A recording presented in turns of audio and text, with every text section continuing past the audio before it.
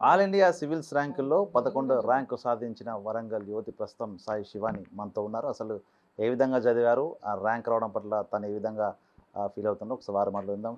నమస్తే. ఏంటి ఈ ర్యాంక్ రావడం ఊహించారా? ఎట్లా అనిపిస్తుంది మీకు?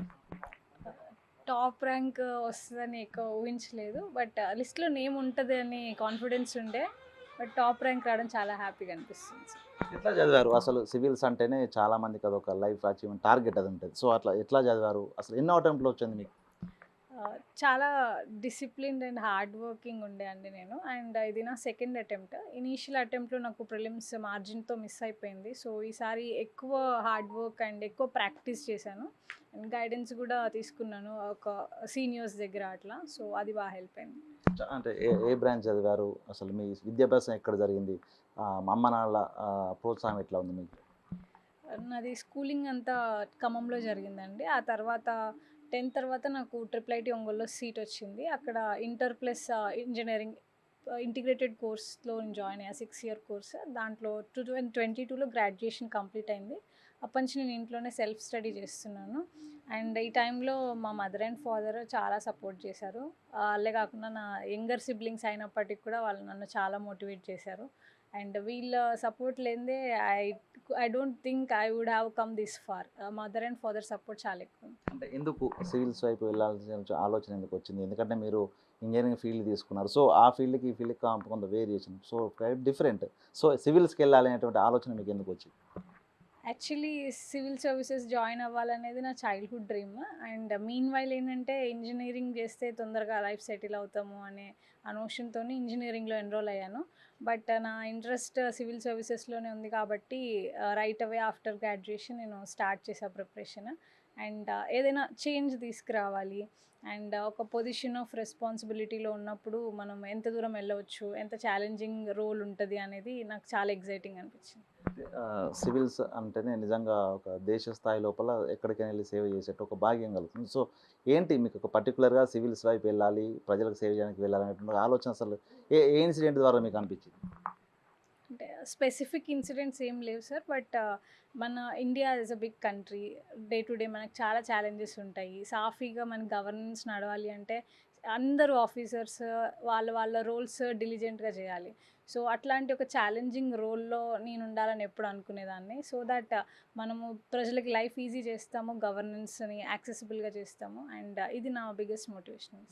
సివిల్స్ కోచింగ్ తీసుకోవాల్సిందే లేకుంటే పాస్ కాలేము. గ్రూప్స్ గానీ కోచింగ్ తీసుకోవాలి. సో, ఇట్లా కోచింగ్ సెంటర్‌ల పుట్టగొడుగులా పుట్టుకొస్తున్నాయి. సో, కోచింగ్ సెంటర్ వెళ్తేనే జాబ్ వస్తున్నటువంటి ఒక అపోహ కూడా కలుగుతది. సో, మీరు సెల్ఫ్‌గా ప్రిపేర్ అయ్యారు. సో, ఎందుకు మీ మెంటర్స్ ఎవరున్నారు? అసలెందుకు సెల్ఫ్‌గా ప్రిపేర్ అవ్వాలనేటువంటి నమ్మకం ఎందుకనిపించింది మీకు? నేను చిన్నప్పటి నుంచి అకాడమిక్స్‌లో కేపబుల్ ఉండే. సో, నాకు సెల్ఫ్ బిలీఫ్ ఉండే. ఇది నేను చేయగలుగుతాను అని. అండ్ మోరోవర్ నేను చాలా డిసిప్లిన్డ్‌గా ఉండే. ఒకరోజు వర్క్ అవ్వాలి అంటే టార్గెట్స్ ఖచ్చితంగా కంప్లీట్ చేసుకుంటాను. సో, ఆ డిసిప్లిన్ ఉంది కాబట్టి సెల్ఫ్ ప్రిపరేషన్‌లో చేయగలననే కాన్ఫిడెన్స్ వచ్చింది. అండ్ ఈ అటెంప్ట్‌లో నేను సత్యం జైన్ సార్ దగ్గర గైడెన్స్ తీసుకున్నాను ఆన్‌లైన్‌లో. సార్ ప్రిలిమ్స్ అండ్ మెయిన్ స్టేజ్‌లో చాలా గైడ్ చేశారు. అండ్ ఇది చాలా హెల్ప్ అయింది. చాలామంది సివిల్స్ గానీ, గ్రూప్స్‌లో గానీ టాప్ వచ్చిన వాళ్ళు మేము 16 గంటలు చదివాం, 18 గంటలు చదివాం అని చెప్తుంటారు. So, me me plan of preparation ఏంటి అసలు? అంటే ఇయర్ మొత్తము అన్ని అవర్స్ చదవడము హ్యూమన్‌లీ పాసిబుల్ అవ్వదు. ఎగ్జామ్ డేట్స్ అప్రోచ్ అయ్యే కొద్దీ నంబర్ ఆఫ్ అవర్స్ ఇంక్రీజ్ అవుతాయి. సో, ఇయర్ మొత్తము ఎవ్వరు గూడా 12, 13 అవర్స్ చదవలేరు. ప్రిలిమ్స్‌కి అప్పుడు ఒక 8 అవర్స్ చదువుతాము. ప్రిలిమ్స్ డేట్స్ నియర్ బై వచ్చినప్పుడు 10, 12. ఇక మెయిన్స్ చాలా డిమాండింగ్ ఉంటది కాబట్టి 13, 14 అవర్స్ ఈజీలీ స్ట్రెచ్ చేస్తాము. ఇంటర్వ్యూకి వచ్చేటప్పటికి కొంచెం ఫ్లెక్సిబుల్‌గా ప్రిపేర్ అవుతాం. సో, ఓవరాల్ యావరేజ్‌లా 8 అవర్స్ కంప్లీట్‌గా చదివాను సార్. అంటే ఫస్ట్ అటెంప్ట్‌లో ఫెయిల్ అయ్యారు. సో, ప్రిలిమ్స్‌లే కొంత చేజారిపోయింది గదా! తర్వాత డిసప్పాయింట్‌మెంట్ అనిపియలేదా? సో, ఏంటి మిమ్మల్ని అసలు ఇంకా చదవాలి కంపల్సరీ సివిల్స్ కొట్టాలనేటువంటి మీలో ఉత్సాహం నింపింది అసలు ఏంటి? ఏ అంశం? ప్రిలిమ్స్ ఫస్ట్ అటెంప్ట్‌లో ఫెయిల్ అయినప్పుడు చాలా డిసప్పాయింట్ అయ్యాను. బికాజ్ అకాడమిక్‌లో స్ట్రాంగ్ ఉండేది నేను. అలా ఫెయిల్ అవ్వడం చాలా డిసప్పాయింటింగ్ ఉండే. బట్ అప్పుడు మా ఫాదర్ చాలా మోరల్ సపోర్ట్ ఇచ్చారు. "నువ్వేం ప్లేస్‌మెంట్ జాబ్ ఏం అవసరం లేదు. మళ్ళీ స్ట్రాంగ్‌గా ట్రై చేయి నువ్వు చేయగలుగుతావు" అని మా ఫాదర్ చాలా సపోర్ట్ చేశారు. దానివల్ల నాకు చాలా మోటివేట్ అయ్యాను. అంటే ఏం చేస్తారు? మమ్మీ, డ్యాడీ ఏం చేస్తారు? అసలు మీ ఫ్యామిలీ బ్యాక్‌గ్రౌండ్ ఏంటి? మా ఫాదర్ మెడికల్ రిప్రజెంటేటివ్ సార్. మా mother home maker. Normal middle class family. And but always చదువుకోవాలి, ఒక మంచి పేరు తెచ్చుకోవాలని ఎప్పుడూ మోటివేషన్ ఉంటది మా ఇంట్లో. సో మా ఇంట్లో టీవీ కానీ సోషల్ మీడియా కానీ ఎక్కువ అబ్సెషన్ ఉండదు ఎవరికి. మన డ్రీమ్ ఏంటి దాని మీద ఎక్కువ ఫోకస్ చేయాలనేదే మైండ్ సెట్ ఉంటుంది మా ఇంట్లో. సో ఇది నాకు చాలా హెల్ప్ అయింది. అంటే 11th ర్యాంక్ వస్తుందని అసలు మీరు ఊహించారా? సో దానికంటే బెటర్ ర్యాంక్ మీరు ఊహించారా? నేను టాప్ 50లో రావాలన్నది నా డ్రీమ్. బట్ 11 అనేది నేను ఎప్పుడు ఊహించలేదు. ఇది చాలా హ్యాపీగా ఉంది. నేను ఇంతకంటే ఎక్కువైతే ఊహించుండను. ఏంటి మీతోటి ఎంతోమంది మిత్రులు కావచ్చు, మీ మీ వయస్కులు కావచ్చు, సివిల్స్ ఎయిమ్‌తో కూడా ప్రిపేర్ అయ్యే వాళ్ళంతా ఏం చెప్తారు వాళ్ళకి అసలు? ఎట్లా చదవాలి? ప్లాన్ ఎట్లా ఉండాలి ప్రిపరేషన్ కోసం? సో అసలు స్పెషల్ పేపర్ ఏం తీసుకోవాలి? దీనికి సంబంధించి ఏం చెప్తారు? యాక్చువల్లీ సార్ సివిల్స్కి ప్రిపేర్ అవ్వాలి అంటే మన రీజన్ చాలా స్ట్రాంగ్ ఉండాలి. బికాజ్ మనకి ఓవర్ నైట్లో సక్సెస్ రాదు. ఇయర్స్ తరబడి చదువుకోవాలి. ఎగ్జామ్ ప్రాసెసే ఒక 1.5 ఇయర్ ఉంటుంది. సో ఏంటంటే మన వై అనే రీజన్ స్ట్రాంగ్ ఉండాలి. ఎందుకు మనము సివిల్ సర్వీసెస్ పర్స్యూ చేసుకోవాలి అనేది. అది స్ట్రాంగ్ ఉన్నప్పుడు మనం డిసిప్లిన్ అండ్ కన్సిస్టెంట్ ఎఫర్ట్స్ పెట్టాలి ప్రతిరోజు. ఎన్ని డీవియేషన్స్ వచ్చినా సరే అల్టిమేట్గా మన ముందున్న డ్రీమ్ అండ్ గోల్ గుర్తు తెచ్చుకోవాలి. అండ్ సెల్ఫ్ బిలీఫ్ ఎక్కువ ఉండాలి. ఎవరు ఎంత మాక్ చేసినా ఏం చేసినా నేను ఇది చేయగలను అంటే చేయగలను అనే కాన్ఫిడెన్స్ ఉండాలి. సో మీరు అనుకున్న లక్ష్యం అయితే నెరవేరింది. సో ఏంటి మీ ఫ్యూచర్‌లో ఏం చేయాలనుకుంటున్నారు? అసలు మీ మీ ఫ్యూచర్ యాంబిషన్ ఏంటిది? ప్రజలకు సంబంధించి నీడీ పీపుల్ గాని, ఒక ప్రత్యేక ప్రణాళిక నేను ఇది చేస్తాను, వీళ్ళ కోసం చేద్దాం ఏమైనా ఆలోచన ఉందా మీకు?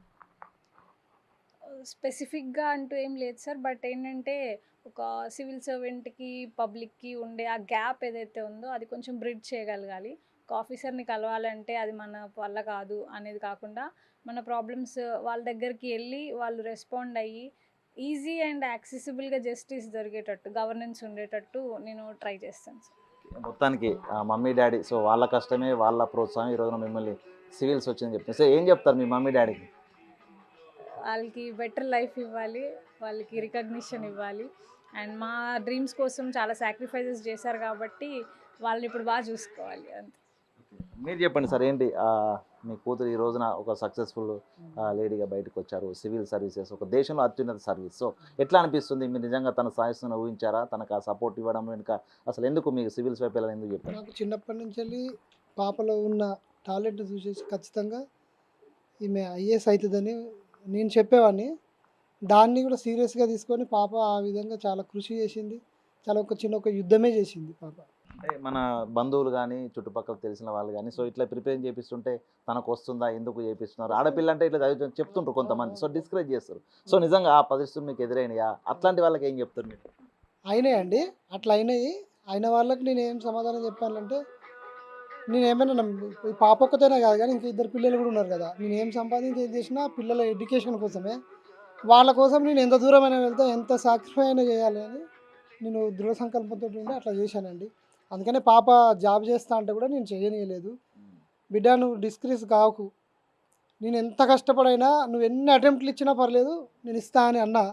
కానీ ఆ పాప కష్టం చూసేసి దేవుని ప్రతిరోజు ఈసారి వచ్చేలా చూడు తండ్రి అని దేవుని ప్రతిరోజు మొక్కుకున్నాను. ఎందుకంటే పాప రాసి రాసి బోన్ లేచింది చెయ్యి పైన.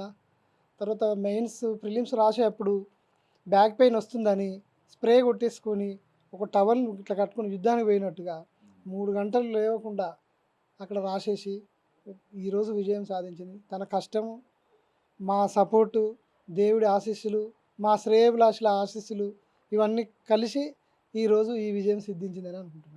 మీరు చెప్పండమ్మా అసలు నిజంగా మీ సమయంలో ఆడపిల్లకి పెళ్లి చేస్తే సరిపోద్ది అనేటువంటి ఒక టైము వాస్తవానికి మీరు మీ అమ్మాయికి నిజంగా తను చదవాలి, ఇట్లా ఉన్నత స్థాయి వెళ్ళాలని చెప్పి ఆలోచించారు. అసలు ఎట్లా ఏం చెప్తారు ఈ విషయం? మా చుట్టాలు బంధువులందరూ కలిసి ఇప్పుడు మీ అమ్మాయి ఒకసారి ఇట్లా ఫిలిమ్స్లో పోయింది కదా, అమ్మ నువ్వు పెళ్లి చేయడం బెటర్ కదా అని అన్నారు. కానీ వాళ్ళ పాయింట్ కూడా ఒకసారి చూస్తే కరెక్టే అనిపిస్తుంది. కానీ మేము ఎలాగో చదవలేకపోయినాం, పిల్లలైనా బాగా చదివించాలి, వాళ్ళ గోల్ రీచ్ అవ్వాలి, మేము ఎంత కష్టమైనా పడతాం, వాళ్ళ కళ మా కళగా మార్చుకున్నాం మేము. ఇక ఆమె ఎగ్జామ్ రాసేటప్పుడు నేను అసలు అది చూడలేకపోతున్నాను. 3 అవర్స్ 2 ఎగ్జామ్స్ ఒక రోజు అలా రాస్తుంటే ఆ చెయ్యి ఇక తినడానికి కూడా రావట్లేదు. ఇలా తినిపించుకుంటూ ఏం కాదమ్మా అని ఆ స్ప్రే కొట్టుకుంటూ రాయించామండి. ఇంట్లోనే ప్రాక్టీస్ చేసింది. దాని తర్వాత అక్కడ మేము ముగ్గురం వెళ్ళాము. ఎక్కడికి వెళ్ళినా అమ్మాయితో మేమిద్దరం వెళ్తాము. ఎగ్జామ్ కానీ మాక్ కానీ ప్రతి దాంట్లో మేమిద్దరం ఉంటాము.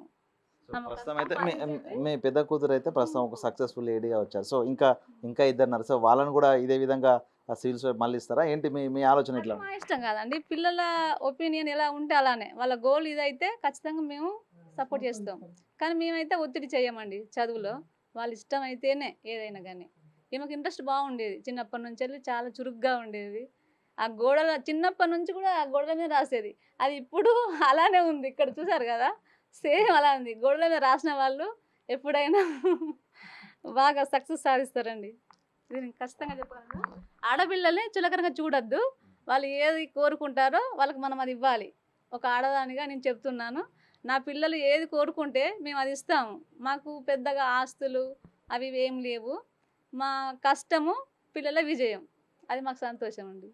ఓకే. చూసాం కదా మొత్తంగా ఆల్ ఇండియా లెవెల్‌లో 11th ర్యాంక్ సాధించిన శివానీతో పాటు తన పేరెంట్స్ కూడా తనకు మోరల్ సపోర్ట్ ఇచ్చారు. తాను కూడా సెల్ఫ్ ప్రిపరేషన్‌తో ఈ రోజున తను అనుకున్న లక్ష్యాన్ని కూడా నెరవేరింది. మహిళలకు, యువతులకు తమకు లక్ష్యాలు నెరవేర్చే విధంగా కూడా ప్రతి తల్లిదండ్రి ప్రోత్సాహిస్తే ఈ విధంగా ఒక సాయి శివానీలా ఓరుగల్లు పేరునే కాదు తెలంగాణ పేరును కూడా నిలబెట్టే విధంగా ఒక ఉన్నత లక్ష్యాలను చేరుకుంటారు. ఇక తాను ప్రజలకు సహాయం చేయడానికి ముందుకుంటాను. అదేవిధంగా సివిల్ సర్వెంట్లను ప్రజలకు దగ్గర చేసేందుకు తన వంతు ప్రయత్నం చేస్తానంటూ శివాని బిగ్ టీవీతో చెప్తున్న పరిస్థితి. వీడియో జర్నలిస్ట్ సంతోష్తో వేణు బిగ్ టీవీ వరంగల్.